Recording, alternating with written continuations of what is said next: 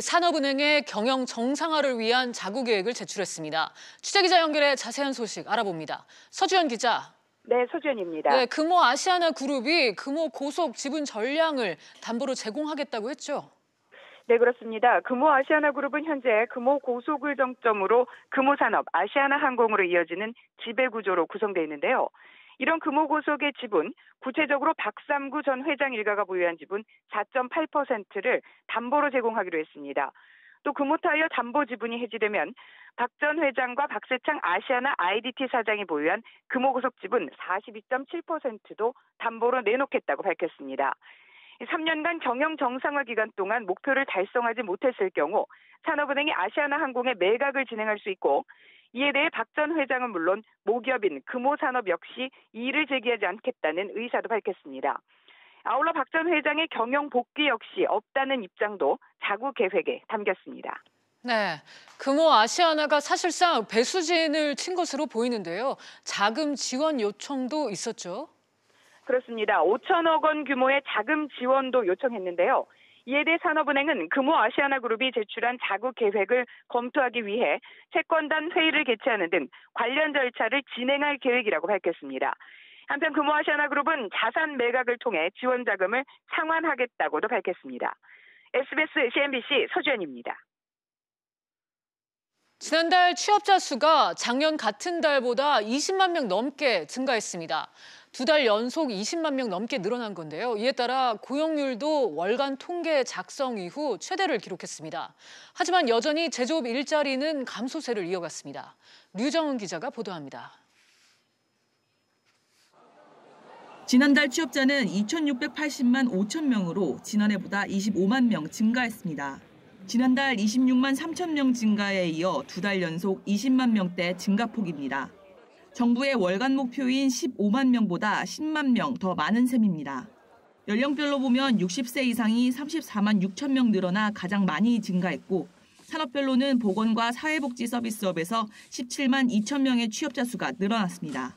정부 재정이 투입된 공공부문 일자리 확대에 따른 것으로 분석됩니다. 서비스 분야와 신산업 분야에서 취업자 증가세가 지속되는 등 여러 가지 분야에서 같은 개선 기미를 보이는 것에 대해서 저희는 좀 조심스럽게 지켜보고 있다는 말씀을 드립니다.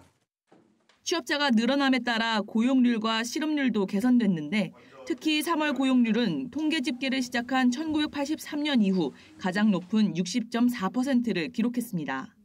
반면 우리 경제의 허리라 일컫는 30대와 40대는 지난해보다 각각 8만 2천 명, 16만 8천 명이 줄었고, 제조업은 10만 8천 명이 감소해 12개월 연속 감소세를 이어갔습니다. 지난달 실업자 수는 119만 7천 명으로 지난해보다 6만 명 감소해 지난해 6월 이후 9개월 만에 감소세로 돌아섰습니다. SBS CNBC 류정은입니다.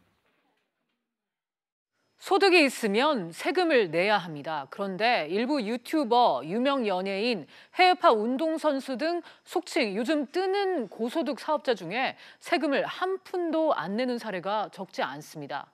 국세청이 편법으로 세금을 탈루하고 있는 신종 부자들을 조사하기로 했습니다. 정인아 기자가 보도합니다.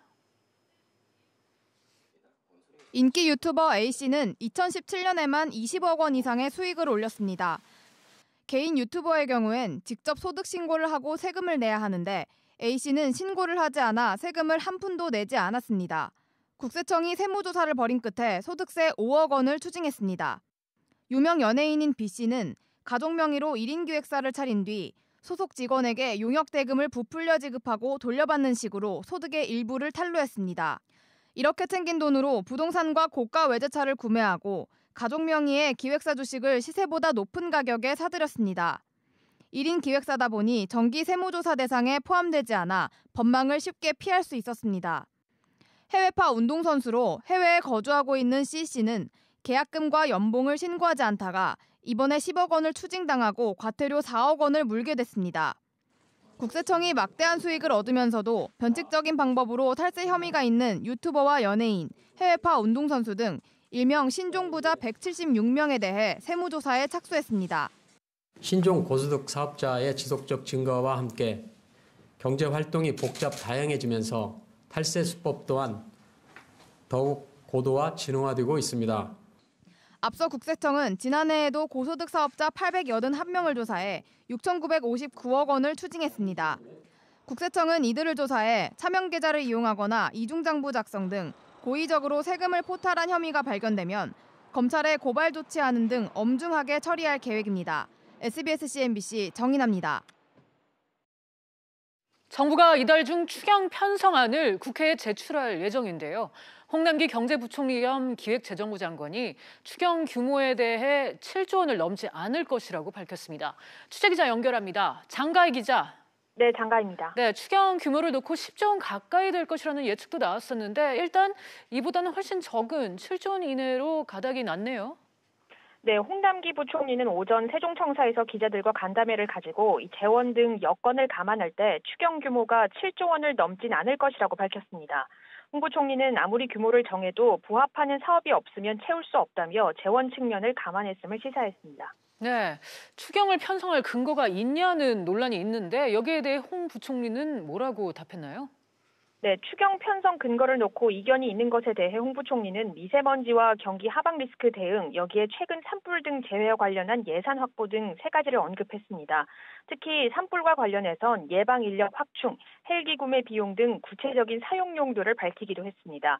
정부는 세계 잉여금, 적자 국채 발행을 통해 재원을 마련할 예정이며 홍 부총리는 추경을 통해 올해 정부 목표인 2.6에서 2.7%의 성장률을 가능할 것으로 내다봤습니다. 한편 홍 부총리는 기획재정부 업무와 관련한 폭로전을 이어가다 공무상 비밀 누설 혐의로 고발된 신재민 전 사무관과 관련 이날 고발을 취소할 것이라고 밝혔습니다. 지금까지 SBS CNBC 장가입니다. 정부가 오는 2023년까지 5년간 건강보험제도의 정책 목표와 추진 방향을 담은 종합계획 초안을 공개했습니다. 국민 의료비 부담을 줄이기 위해 건강보험 보장성은 확대하면서도 재정 안정을 유지하겠다는 게 핵심입니다. 취재기자 연결해 자세한 내용 알아보겠습니다.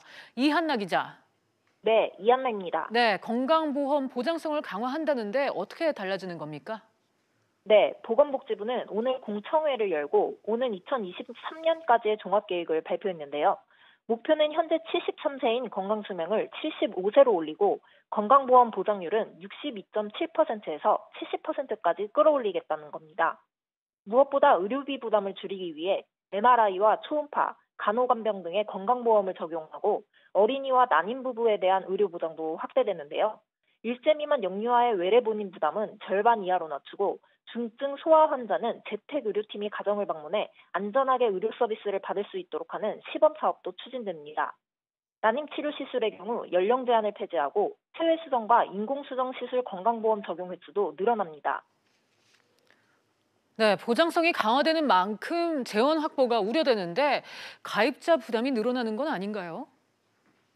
보건복지부는 앞으로 5년간 소요될 전체 예산이 41조 5천억 원에 달한다고 밝혔는데요. 일단 보험료 인상률은 앞서 지난 2017년 발표한 대로 3.2% 수준을 유지하기로 했습니다. 대신 연 2천만 원 이하의 주택임대소득과 금융소득 등에도 건강보험료를 부과를 추진해 그간 소득이 있는데도 보험료를 내지 않거나 적게 부담했던 계층에도 내년부터 보험료가 부과될 전망입니다. 또 노인의 의료비 부담을 낮춰주는 노인 외래 정액제도의 적용 연령을 현재 65세에서 70세로 올리면서 단계적으로 축소하는 방안도 검토됩니다.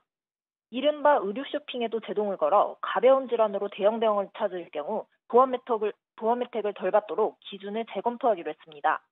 다만 급속한 고령화로 재정 지출이 빠르게 늘어날 것으로 예상되면서 보험료 인상이 불가피할 것이란 지적도 나옵니다. 지금까지 SBS CNBC 이한나입니다. 국제통화기금 IMF가 올해 세계 경제 성장률 전망치를 또다시 하향 조정했습니다. 9개월 동안 3차례나 낮춘 건데요. 우리나라는 지난해 10월에 예상한 2.6%를 유지했습니다. 조슬기 기자의 보도입니다. IMF가 올해 세계 경제 성장률을 3.3%로 전망했습니다. 석 달 전 발표한 전망치보다 0.2%포인트 낮아진 수준으로 지난해 10월과 올해 1월에 이은 세 번째 하향 조정입니다. 세계 최대 시장 미국의 성장률은 작년 10월 전망 때보다 0.2%포인트 낮은 2.3%로 전망했고 브렉시트 논란에 휩싸인 영국의 전망치도 0.3%포인트 낮은 1.2%로 제시했습니다.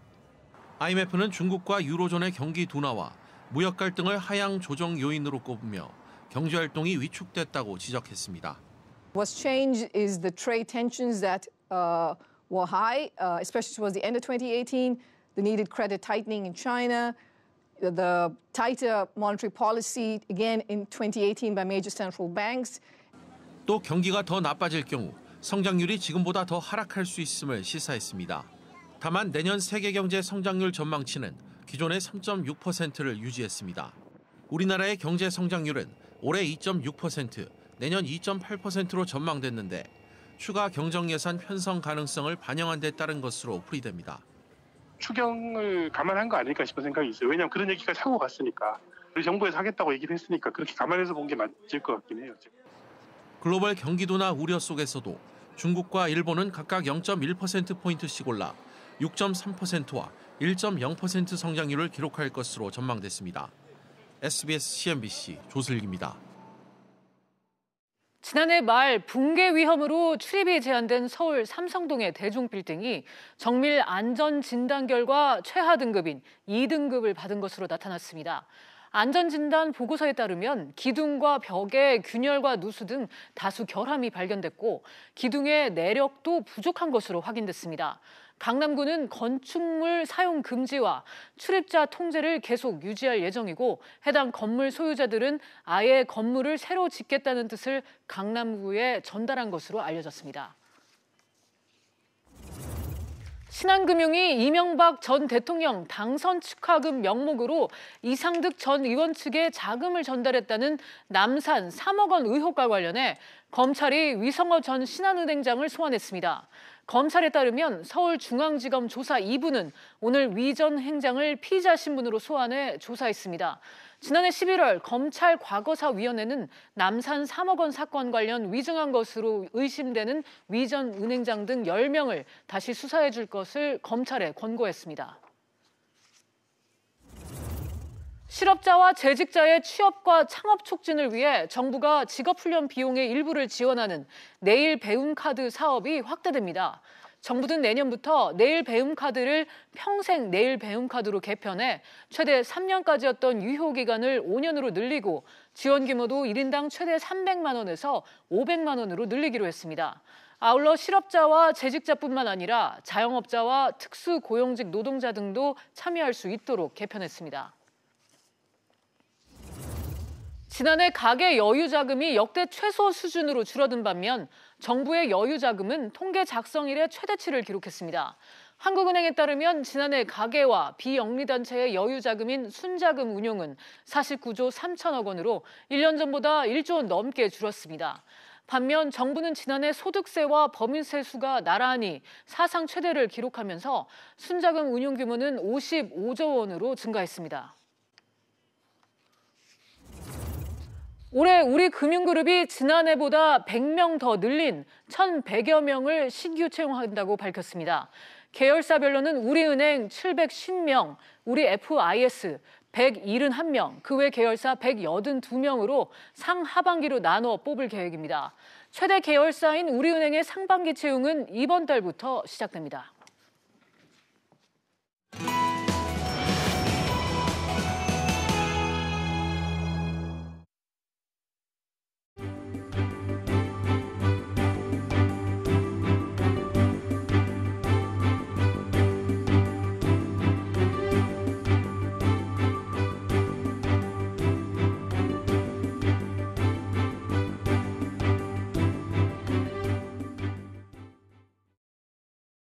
주요 이슈를 체크해보는 시간입니다. 오늘은 김대종 세종대 경영학부 교수 그리고 강신업 변호사 두 분과 함께합니다. 두 분 어서 오세요. 네, 안녕하십니까. 네, 그럼 첫 번째 이슈부터 보겠습니다. 유령 주식 탐욕이 부른 대가. 지난해였죠. 삼성증권 일부 직원들이 이 잘못 입고된 유령 주식을 팔아치워서 시장에 큰 혼란이 있었습니다. 이 혐의로 기소된 삼성증권 전 직원들의 1심 재판 선고가 오늘 내려졌는데요. 관련해서 짚어보도록 하기 전에 이 당시 대표이사로 있었던 구성훈 씨 얘기부터 먼저 들어보겠습니다. 법리적인 그런 걸 떠나서 저희가 워낙에 여러분들에게 심려를 끼쳐드린 것들이 많기 때문에 가능한 한 신속하게 피해자 입장에서 보상하도록 그렇게 하겠습니다. 이 담담하게 표현된 것 같지만 사상 초유의 유령 주식 매도 사건은 증권가를 발칵 뒤집혔습니다. 교수님, 당시 사건은 지금도 생생해요. 예, 저도 아주 생생하게 기억나는데요. 네. 2008년 4월입니다.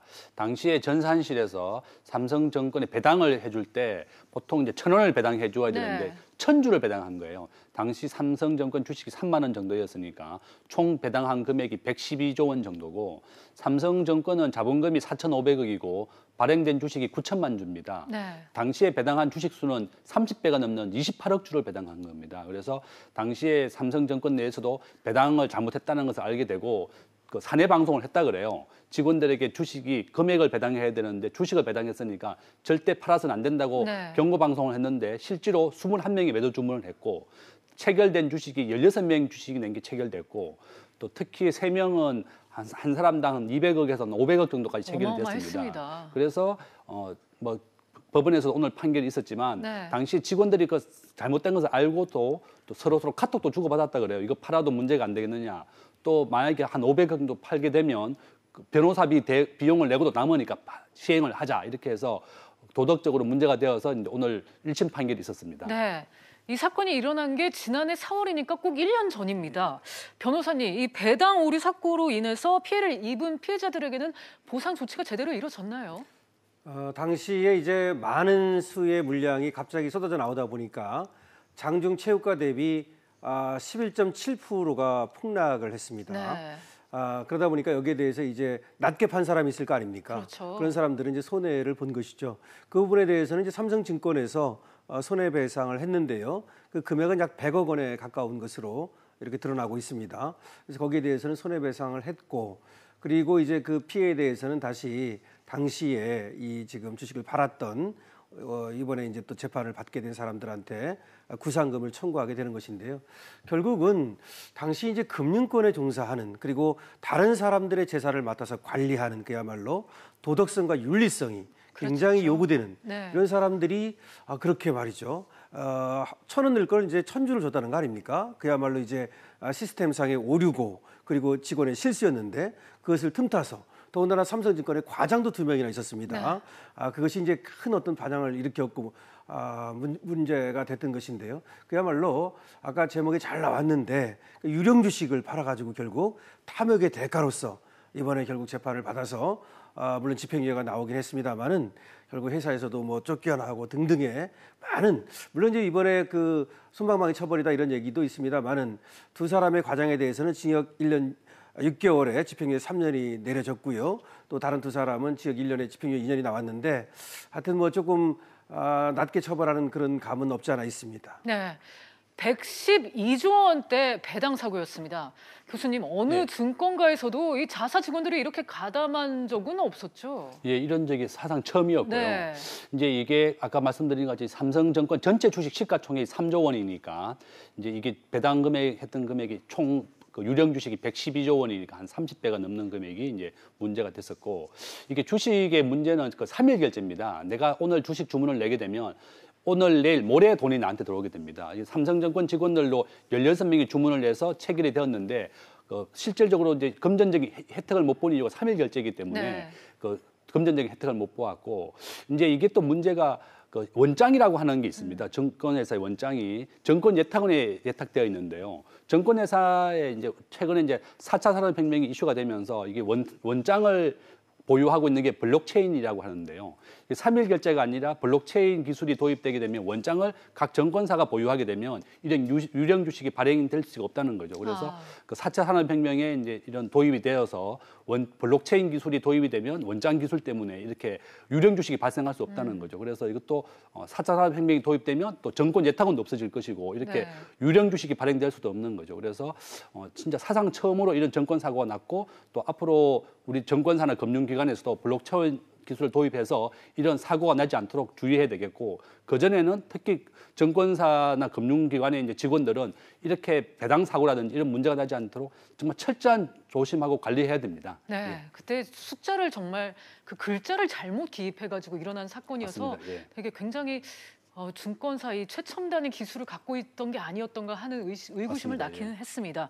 변호사님 앞서서 네. 이제 잠깐 말씀을 해주셨는데 이 사건에 가담했던 이 삼성증권 직원들 1심 선고가 생각보다는 약하게 나온 거 아니냐. 네, 뭐 이런 그런 생각이 점을 듭니다. 얘기를 했습니다. 네. 어쨌든 이제 이게 우리 사주 주식이거든요. 여기에 한 주당 1,000원이 배당돼야 되는데 한 주당 1,000주가 들어온 겁니다. 네. 이렇게 되다 보니까 이것이 이제 회사 측의 전산 시스템의 오류 그리고 직원의 실수 이것 때문에 유발됐다는 점을 하나 고려를 했고요. 또 하나는 뭐냐면 이 사람들이 평범한 회사원이었는데 갑자기 큰 돈이 들어다 보니까 이성을 잃었다. 그리고 합리성을 네. 잃었다. 이런 얘기를 재판부에서 했고요. 네. 그리고 세 번째, 이 피해를 이제 복구하는데 최대한 협조하고 그리고 실제로 이 사람들이 돈을 가져가지는 못했지 않습니까? 3일 결제 시스템이다 보니까 그런 점을 고려해서 판결을 했다. 네. 이렇게 이제 재판부는 얘기를 했습니다.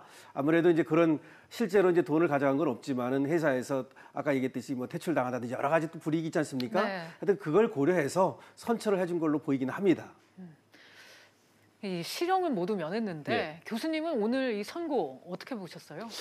이렇게 16명 중에서 이제 그 3명이 좀 엄한 처벌을 받았습니다. 징역 네. 1년 5개월 받았고, 그 다음에 1년씩 받았기 때문에 실제로 이렇게 1,800억이 체결이 되었을 거예요. 그 다음에 그 1,800억이 금액이 체결되었고 주식수는 한 500만 주 됩니다. 그래서 그러니까 이제 저는 문제가 되는 것이 직원들이 당시에 문제가 되어서 이게 처벌받는다는 것을 알면서도 이게 주문을 자기들끼리 카카오톡이나 미리 메신저를 주고받으면서 뭐 변호사 비용을 내고도 남으니까 하자 이렇게 했다는 게 문제가 되는 거죠. 저는 금융회사 직원들이 어떻게 이렇게 입고 자체가 잘못됐다는 걸 알면서도 실행했다는 게 정말 큰 잘못이죠. 네, 네, 맞습니다. 이 직원들이 이 일시적으로 보여준 그 탐욕 때문에 삼성증권은 이미지를 다시 회복하고 손해를 다시 회복하느라고 큰 노력과 시간이 들어간 맞습니다. 것 같습니다. 그럼 두 번째 이슈로 넘어가 보도록 하겠습니다. 억대 유튜버 꼼짝마. 국세청이 세금을 탈루한 고소득 사업자에 대한 세무조사에 착수했습니다. 연예인, 프로운동 선수, 병의원, 부동산 컨설팅 업체 등이 주 타겟인데 이 억대 수입으로 알려진 유명 유튜버도 포함된 것으로 알려졌습니다. 변호사님, 이 국세청이 대대적인 세무조사에 들어간 배경은 뭘까요? 꼼짝 말하는 거죠. 네. 왜 그러냐면 신종 부자들이 있어요. 과거의 부자들 개념이 아니라 지금 이제 인터넷 시대를 맞이해가지고 유튜버라든지 유튜버 계획사라든지 그다음에 또 뭐 동물 병원장이라든지 하여튼 등등의 많은 어떤 신종 부자들이 나타났거든요. 그래서 그 사람들은 그런데 정기 세무조사 같은 것들을 이제 받지 않고요. 그다음에 이 유튜버 같은 경우는 사실 구글에서 이제 하다 보니까 이것을 사업자 등록을 안 하고 세금 신고를 안 해도 소위 걸리지 않을 것이다. 뭐 그래가지고 아예 사업자 등록도 안 한 사람들도 많고요. 그런데 실제로는 광고 수입을 통해서 상당한 수익을 거두고 있고요. 네. 심지어 어떤 사람이 있냐면 또 인터넷 쇼핑몰을 운영하는데 그러면은 이제 쇼핑몰 운영하는 수익이 날 거 아닙니까? 광고 수입도 아니고 실제적으로 사업을 통한 사업소득입니다. 이것도 아예 빼먹어 버리고 이런 사람들이 있었기 때문에 이번에 이제 국세청에서 176명입니다. 물론 여기 연예인도 있고 운동선수도 있고 여러 사람들이 들어 있습니다. 그래서 신종 부자들에 대해서 이제 세금을 매기게 되겠다, 세금 조사를 하겠다 이렇게 얘기를 한 겁니다. 네, 교수님, 뭐 네. 변호사님도 앞서 말씀을 해주셨지만 이 신종 부자들, 네. 유튜버라든가 뭐 웹작가라든가 BJ라든가 그런 분들이 눈에 띄더라고요. 예, 새로운 사업가들인데요. 네. 이제 이게 그 유튜브의 브로드캐스팅 재키라고 그러는데 네. 방송 자키라고 그럽니다. 이런 사람들이 보통 수익이 수십억이에요. 우리나라에서 그렇군요. 10만 명 이상의 유튜브를 구독하는 사람이 한 1,200명이나 되고요. 네. 또 우리나라의 소득세율이 6%에서 42%입니다. 그러니까 연봉 5억 이상 받으면 세금을 42% 내야 되죠. 저도 참 받고 싶은 저 내고 싶어요. 42%씩 내고 싶은데 좀 불가능하고 네. 우리나라에서 이제 그 프랑스에서는 최고 75%, 과거 2차 세계대전 때는 미국에서는 90%까지 세금을 받았어요. 근데 우리나라도 이제 세율이 좀 올라서 지금 42%를 부과하고 있는데 그 BJ라고 하는 게 우리나라에서 저도 이제 유튜브에 방송을 제가 좀 올리고 있는데 그 구독자가 많지는 않아요. 그런데 이제 이렇게 그 10만 명 이상의 구독자가 따르게 되면 이 사람들에게 광고비가 엄청나게 들어옵니다. 그래서 수십억 원의 광고가 들어오는데 이게 또 달러로 들어오기 때문에 또 그 방송 잡기들이 이걸 좀 탈루하더라도 세무서에서 추적을 못할 것이다 이렇게 해서 탈루를 많이 한 겁니다. 그래서 새로운 그 신종 사업이 유튜브를 통해서 창출되고 있고 1인 차음가들이 굉장히 많이 나오고 있습니다. 지금. 네, 요즘 뭐 초등학생이 되고 싶은 직업 1위가 맞습니다. 뭐 유튜버라고 하니까 그만큼 호황을 누리고 있다는 얘기겠죠. 네, 변호사님, 이 탈세 수법도 다양한 것 같습니다. 이 원래 이렇게 관리 사각지대에 쉽게 놓일 수가 있는 건가요? 그렇죠. 이제 세금이라고 하는 것은 먼저 정기 세무조사도 있고 특별 세무조사도 있고 이런 것들인데 기본적으로 그런 것들은 이제 세무 당국에서 파악을 해야 됩니다. 파악을 해야만이 가능한 건데 아까 얘기했듯이 유튜브 같은 거는 구글에서 돈이 들어오거든요. 그런데 그걸 하나하나 지금까지 파악하기 어려웠던 점이 있었던 것이고요. 그래서 심지어 어떤 사람이 있었냐면 광고 수입을 통해서 한 20억 정도의 소득을 거뒀거든요. 근데 돈을 하나도 안 냈습니다. 그래서 이번에 5억 원을 이제 하나의 사례로서 이제 국세청에서 발표를 했는데요. 추징을 당했습니다. 그래서 지금까지는 어떻게 보면 국세청에서 이런 어떤 신종 사업 내지는 과세 사각지대 이 부분에 대한 어떤 세무 조사라든지 내지는 세금 추징이라든지 내지는 과세라든지 이런 어떤 시스템이 잘 갖춰지지 않았던 것이고 그런 사각지대를 노렸다. 이렇게 볼 수 있겠죠. 네, 교수님, 저희 같은 일반 직장인들을 포함해서 성실하게 이 납세를 해온 사람들에게는 상당히 허탈감을 주잖아요. 예, 맞습니다. 저도 참 너무 놀랐고 수십억 원씩 수입을 올렸다 그러니까 최근에 이제 저희가 애완견이 아파가지고 병원에 한번 갔었는데요. 이 병원에 그 개 강아지 치료비가 25만 원이 나왔어요. 한 번 갈 때마다 20만 원씩, 30만 원씩 내야 되는데 강아지는 5만 원 주고 샀거든요, 제가. 그 강아지 값은 5만 원인데 치료비가 20만 원, 30만 원씩 나오니까 이게 수의사에게 제가 물어봤죠. 왜 이렇게 강아지 치료비가 비싸냐 이랬더니 사람들은 건강보험을 매달 내지만 강아지는 건강보험이 없어서 한 번만에 목돈을 낼 수밖에 없다. 그렇게 얘기하면서 정말 궁금하더라고. 진짜 이렇게 한 번 갈 때마다 20~30만 원씩 치료비를 받으면서 이거 세금은 제대로 신고하냐 이랬더니 역시나 이번에 동물병원 수의사들도 포함이 되었고 유명 스타들 다 포함되었습니다. 그래서 새로운 신종 사업들을 따라가야 됩니다. 지금은 돈을 벌려면 유튜브도 해봐야 되고 또 이렇게 팔로우도 많이 해봐야지 또 구독을 해봐야지 또 아니까 또 보통 우리 유튜브의 구독률이 88%라거든요. 카카오톡이 한 60%인데 유튜브를 초등학생이 가장 많이 봅니다. 그래서 초등학생, 중학생, 고등학생 순으로 또 늘어나고 있고 또 60대도 유튜브를 굉장히 구독을 많이 하고 있고 또 창업도 많이 하고 있어요. 그래서 그 10만 명 구독자가 1,200명에 늘는다고 하니까 이 방송 시청자분들 유튜브를 진짜 한번 연구하셔야 되겠다. 새로운 사업을. 말씀드리겠습니다. 네, 국세청이 요번에 이제 본격적으로 조사에 들어간다고 하니까 공정한 소득세 추징 기대해 보도록 하겠습니다. 그럼 마지막 이슈로 넘어갑니다. 카드사 나 뿔났다. 정부의 카드 수수료 개편에 수익성 악화가 우려된 카드사들이 생존권 사수에 나설 예정입니다. 만약에 총파업을 단행하게 되면은 무려 16년 만입니다. 변호사님, 이 말 그대로 카드사들이 뿔난 것 같아요. 네, 제목 잘 뽑았네요, 아주. 카드사 뿔날만 하죠. 지금 카드사 문제가 뭐냐면 어제 이제 카드산업 건전화 및 경쟁력 제고 TF 그 결과가 발표가 됐습니다. 최종규 금융위원장이 발표를 했는데요. 사실은 우리가 이걸 알고 있지 않습니까? 사실은 그 최저임금을 올리면서 말이죠. 영세 사업자를 어떤 구제하는 방안으로서 카드 수수료를 내렸죠. 그렇게 하면서 대형 가맹점에 대해서는 수수료를 좀 올린다든지 여러 가지 카드사의 요구가 있었습니다. 그런데 그런 요구는 이제 하나도 안 들어주고 결국은 대책이라고 내놓은 것이 맹탕 대책이다. 이렇게 얘기를 하는 겁니다. 그래서 카드사 노조에서 이제 그럼 우리도 생존권을 사수하기 위해서 파업을 할 수밖에 없다. 이렇게 얘기를 하는 것인데요. 물론 아직 파업을 결정한 것은 아닙니다. 그래서 6개사 그 카드 노조사에서 이제 그 검토를 하고 파업 여부를 결정하겠다. 이렇게 얘기합니다. 네, 교수님, 이 수수료 인하에 따른 수익 감소가 생각보다 심각한가요? 예, 맞습니다. 그 영세업자의 카드 할인 수수료 해준 금액이 한 8천억 정도 됩니다. 2017년도 기준으로 카드사 전체 순이익이 한 2조 2천억 정도 되니까요. 그 한 30% 정도를 이제 감면해 주니까 카드사의 당초 계획은 대형 마트라든지 항공사라든지 대형 업종 중심으로 그 수수료를 좀 올려서 보전을 받겠다는 것이 목표였는데 현대자동차도 당연히 카드를 오히려 해제하겠다고 아주 강력하게 대응했기 때문에 실제로 현대자동차의 카드 수수료 올린 게 0.1% 겨우 올렸습니다. 그 대형 마트도 마찬가지고 카드사들은 한 8천억 정도를 손해보게 되었으니까 대형 마트라든지 좀 자동차 업계에서 좀 도와달라 이런 취지로 제안을 했지만 오히려 해지한다고 강력하게 나오니까 0.1%나 0.2% 소액만 올리다 보니까 카드사들은 본인들이 많은 손해를 감수할 수 없다. 좀 도와달라. 그런 요구를 강력히 요구했고 금융위원장도 이번에 이제 금감위원장도 그러면 카드사들에 대해서 우리가 어떻게 도와줄 수 있느냐? 그러면 그동안 있었던 부가가치를 좀 축소해라. 뭐 할인이라든지 또 무이자 할부라든지 마케팅 비용 같은 게 좀 너들이 좀 도와달라. 지금 해외 카드사들의 주 수입은 연회비가 30%, 네. 수수료가 30%, 그다음에 다양한 금융 수입이 구조가 한 30%쯤 됩니다. 그렇지만 우리나라는 카드 수수료가 70%예요.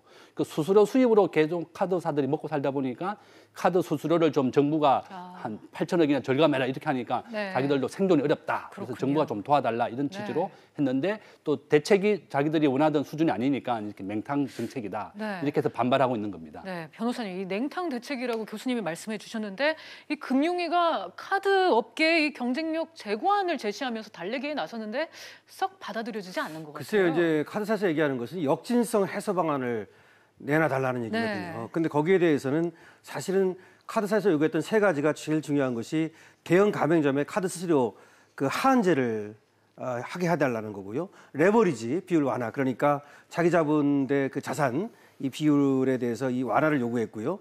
지금 뭐 6% 정도 되는데 이걸 10%까지 좀 해달라고 그랬는데 안 들어줬고요. 부가 서비스 의무 유지 기간 축소를 또 안 들어줬죠. 네. 그러면서 이제 금융위에서 얘기하는 것은 왜 그 수수료만 갖고 먹고 살라고 하느냐 쉽게 말씀드리면 그거 하지 말고 수익 다원화, 비용 효율화 뭐 이걸 하라는 얘기입니다. 그런데 그거를 금방 어떻게 하느냐 이런 얘기죠. 그래서 지금 이제 금융위에서 해주겠다는 것은 뭐냐면 이제 그 개인사업자 신용평가법이라고 있거든요. 개인사업자 신용평가법이 통과가 되면 빅데이터, 이 신산업에 어떤 그 진출을 한다든지 중금리 대출이라고 있어요. 중금리 대출. 여기에 대해서 좀 이제 총 자산에서 나중에 이제 그 레버리지를 계산할 때 네. 계산서에서 제해주겠다 뭐 이런 얘기를 하고 있는데 그런 것들만 가지고는 지금 어쨌든 노조를 설득하기에 좀 어렵다 이렇게 보입니다. 네, 그런데 교수님 걱정인 거는 이렇게 되면은 그 부담이 소비자에게 가는 게 아닌가 하는 생각이 들거든요. 예, 맞습니다. 가장 큰 피해를 보는 것은 또 소비자입니다. 카드사가 그동안 많이 했던 마케팅이라든지 이런 게 보면 이제 무이자 할부라든지 그렇죠. 그다음에 네. 장기 할부 뭐 이렇게 많이 주었는데 할인 혜택을 굉장히 축소하고 있어요. 그동안 있었던 무이자 할부, 연회비 같은 것도 굉장히 더 오르거나 또 철저하게 받게 됐고 원래 초년 1년 첫 해에는 면제를 해줬는데 금융감독원에서 첫 해에 면제해준 연회비도 이제 면제해주지 말고 다 받아라. 그러니까 결론은 우리 소비자들이 가장 혜택을 보게 되었고 카드사들이 요구하고 있는 것은 또 다양한 수익을 창출할 수 있게 뭐 카드론을 더 활성화하거나 이런 것도 하고자 했는데 또 금융 가계 부채가 또 증가하게 되니까 그것도 하지 마라. 그래서 카드 업계가 요구하는 거와 또 금융감독원이 좀 절충하는 안이 필요한데요. 카드 업계도 지금 어떻게 하면 자기들 생존에 문제가 있으니까 정부가 이렇게 잘 타협하고 잘 협상을 해야 될 것 같습니다. 네, 오늘은 김대중 교수 그리고 강신업 변호사와 함께 세 가지 이슈 짚어봤습니다. 오늘 말씀 감사합니다. 네, 계속해서 경제 집중 토론 리얼 토크로 이어가겠습니다.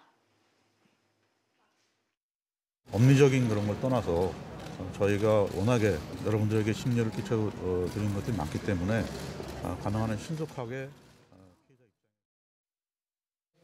고용 문제에 있어서는 지금까지는 어쨌든 성공하지 못하고 있다라는 것이 엄중한 평가라고 생각합니다. 그러나 국민들은 오래 기다릴 만한 그런 여유가 없습니다. 정부로서는 빠르게 성과를 보여주어야 합니다. 경제 상황, 특히 고용에 있어서 매우 엄중하게 보고 있다.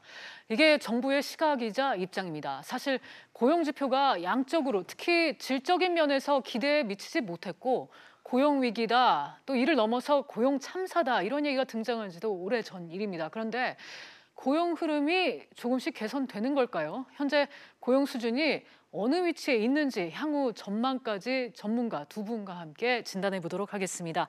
김강식 한국항공대 경영학부 교수 그리고 김광석 한국경제산업연구원 경제연구실장 두 분 모셨습니다. 어서 오세요. 안녕하세요. 안녕하세요. 먼저 교수님, 이 고용 얘기 같은 거를 이제 할 때 이 보도에서 많이 보는 게 민감하게 보는 게 수치, 지표입니다. 이런 측면에서 오늘 발표된 고용 동향 눈에 띄는 부분이 많아요. 이 취업자가 25만 명 증가했다. 그리고 전달까지 하면은 2달 연속 20만 명대를 넘어선 거거든요. 결과치 어떻게 보셨어요? 일단 양적 성장은 뭐 긍정적인 측면이 있고요. 네. 근데 좀 내용을 좀 들여다볼 필요가 있습니다. 한마디로 표현하면은 외화 내빈, 양적 성장, 질적 저하. 저는 이렇게 봅니다. 그 이유는 간단합니다. 네. 그 내용을 들여다보면은 전체적으로 양은 늘었습니다만은 좋은 일자리는 오히려 줄어들었습니다. 네. 나쁜 일자리가 더 많이 늘었다는 거죠. 좋은 일자리 구체적으로 제조업 분야 일자리는 10만 개나 줄었습니다. 네. 비교적 안정적이고 또 보수가 높은 직종이고요. 네. 반면에 비교적 이 보수라든지 또 어떤 고용의 안정성이 떨어지는 그런 그 직종, 그래서 보건, 복지, 농림업, 자영업 이런 부분이 대폭 늘었죠. 네. 또 하나 측면은 그 30, 40대 한창 그 일해야 되는 또 생산이 가장 높은 이러한 그 인구들의 이 일자리는 대폭 감소했고 60대 이상 노인들의 일자리가 대폭 늘어서 우리 이번에 일자리 전체 25만 개 늘었는데 25만 개 중에서 노인 일자리가 35만 개 늘었습니다. 노인 일자리 빼면 실질적으로 일자리 줄은 겁니다. 또 마지막으로 하나 더 든다면은 일자리 중에서 오히려 민간 일자리는 감소했다. 정부 재정 공공 재정으로 투입해서 만든 일자리만 늘었다. 그래서 결과적으로 볼 때는 내용으로 볼 때는 바람직하지 않은 그런 모습을 저는 확인했습니다. 네, 세부적인 얘기는 또 계속해서 이어가도록 할 텐데 실업률이 또 그래도 떨어졌는데 이 부분에 있어서도 역시 양적 성장, 질적 저하 뭐 이런 면에서 통계 수치로는 0.2% 줄어들었죠. 네. 근데 통계 함정이 있습니다. 착시 효과라고 하는데요. 이 실업률 통계에서 실업자를 계산할 때 들어가는 그 사람들 집단의 그 집단이 어떻게 구성되느냐에 따라서 비율이 달라집니다. 당연히 그렇죠. 그런데 그 지금 3월달 통계에서는 그 잠재적 실업자라 할 수 있는 사람들이 그 실업률 통계에서 빠져버렸습니다. 이 사람들이 어떤 사람들인가 하면은 20대 그 구직자 중에서 공무원 시험 준비하는 사람들인데요. 공무원 시험 준비하는 사람들은 이 시험 응시자로 인해서 이 비경제 활동인구로 포함되기 때문에 실업률이 떨어졌죠. 실질적인 실업률, 그러니까 통계에서 나온 실업률 이외에 진짜 실질적인 실업률, 이건 잠재적 구직자들 포함해서 실질 실업자를 포함한 실질 실업률을 우리가 전체 확장 실업률이라고 하는데 확장 실업률은 오히려 0.4% 늘었고 특히 청년층의 확장 실업률은 무려 25.1%입니다. 이거는 우리 집계 이후에 역대 최대치고 제가 볼 때는 거의 뭐 재난 수준이 아닌가. 이 정도까지 이렇게 확인했습니다. 지금 교수님은 거의 재난 수준이라고 말씀하시면서 신랄하게 비판을 하셨는데 실장님은 어떻게 보셨습니까? 뭐 저도 비슷한 입장인 부분도 많이 있습니다. 근데 지금 고용 통계를 굉장히 세부적으로 벌써부터 이제 들어가기 시작하셨는데 이제 조금 이따 그런 이야기를 더 집중적으로 나눠보도록 하고요.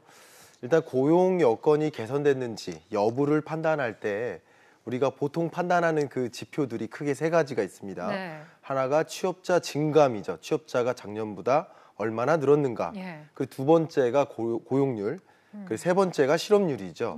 근데 이 세 가지 지표가 가장 대표적인 고용 지표들이라고 볼 수 있는데 이 세 가지 지표가 모두 다 올해 3월 달에 개선된 건 맞죠.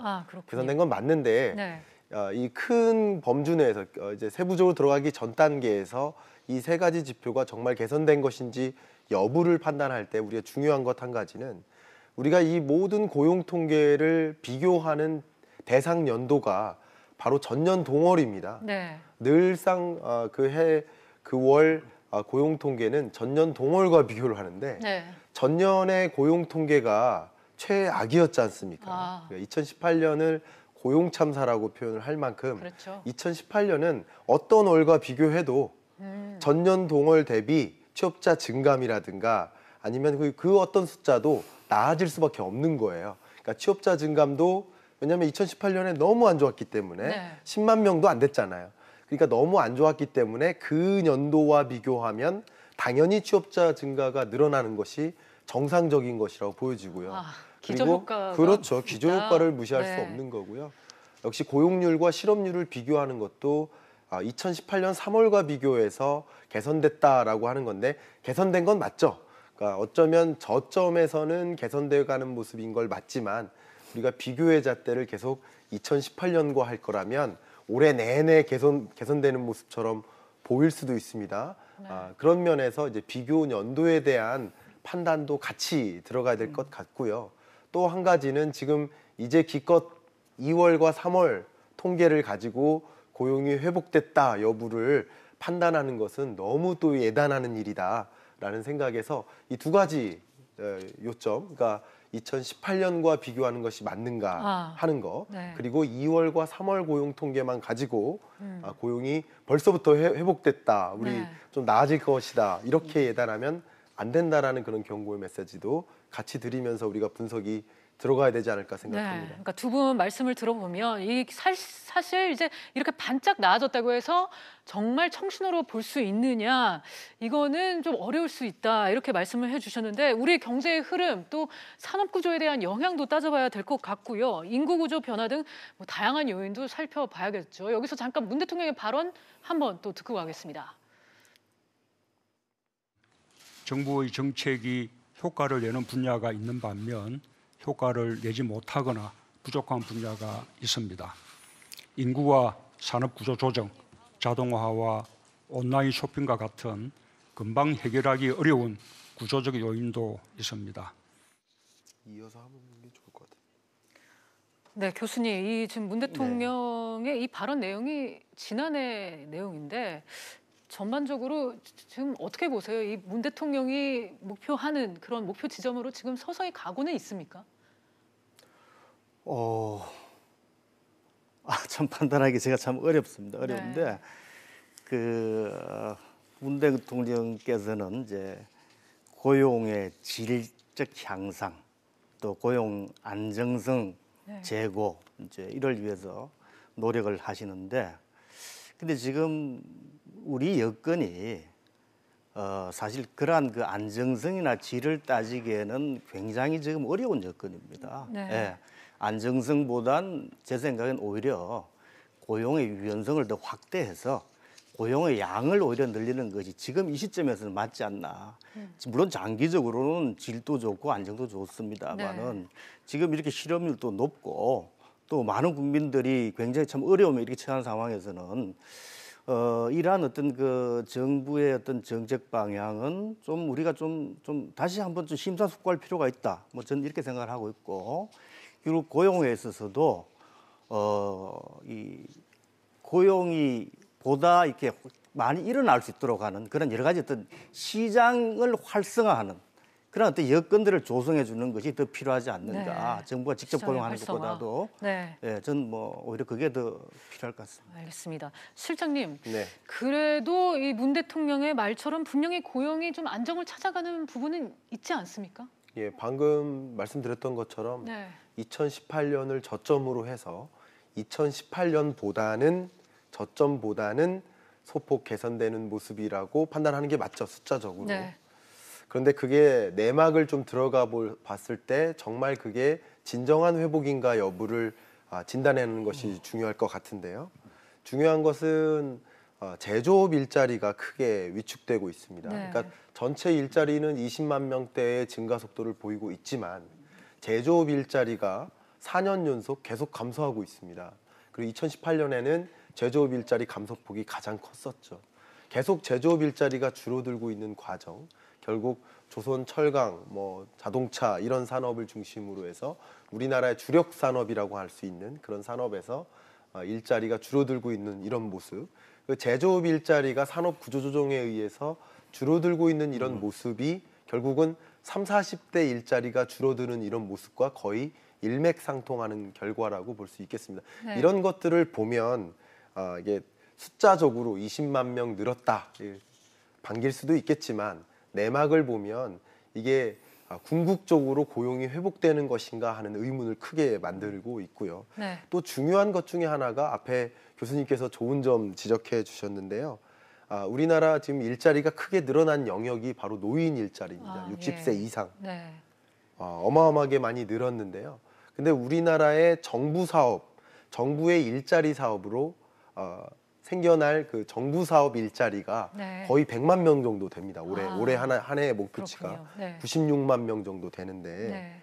근데 그 중에서 조기에 예산을 집행해서 일자리를 만들어서 노인 일자리를 제공한 영역들이 상당 부분 됩니다. 결국 지금 일자리 증가, 노인 일자리가 크게 지금 30만 명대 증가를 했는데 이 증가폭의 60% 정도가 대부분 조기에 일자리 사업을 집행하는 과정에서 일자리가 생겨난 것이다라고 판단해 본다면 만약에 이제 예산이 조기 집행된 것이 이제 더 이상 쓸 예산이 없어지는 하반기로 가게 되면 이 고용의 회복세가 정말 계속 지속될 수 있을 것인가.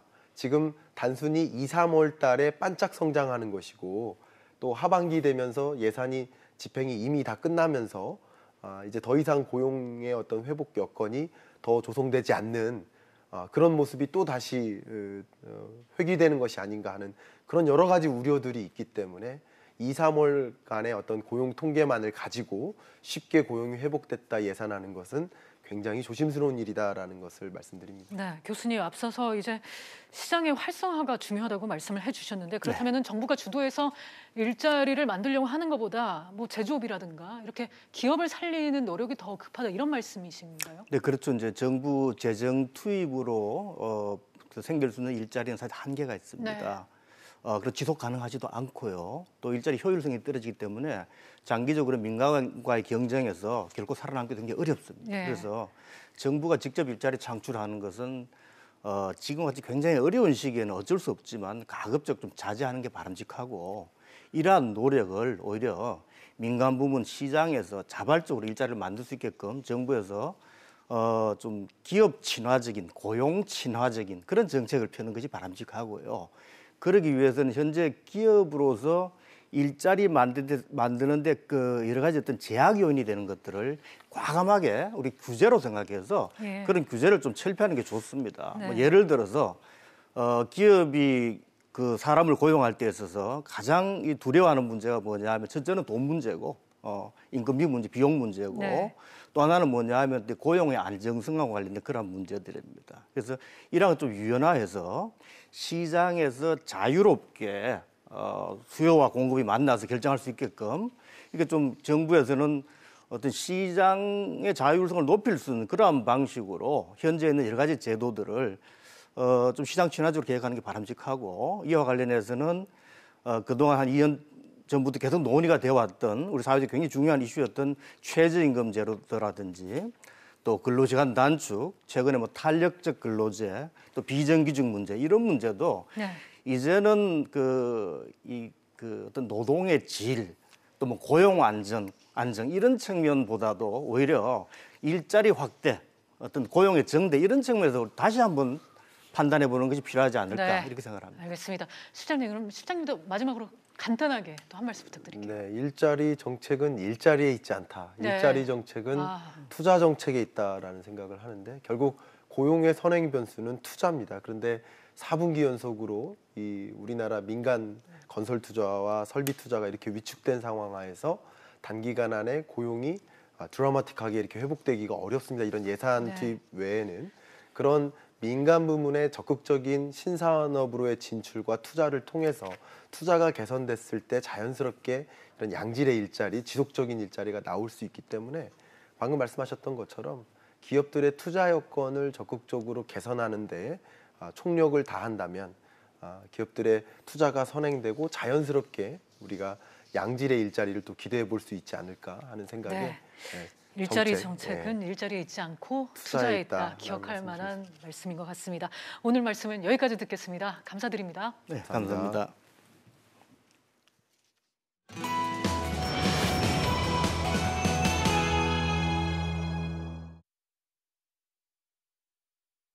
비즈 플러스 오늘은 여기까지입니다. 다음 뉴스는 7시 뉴스 프리즘으로 이어집니다.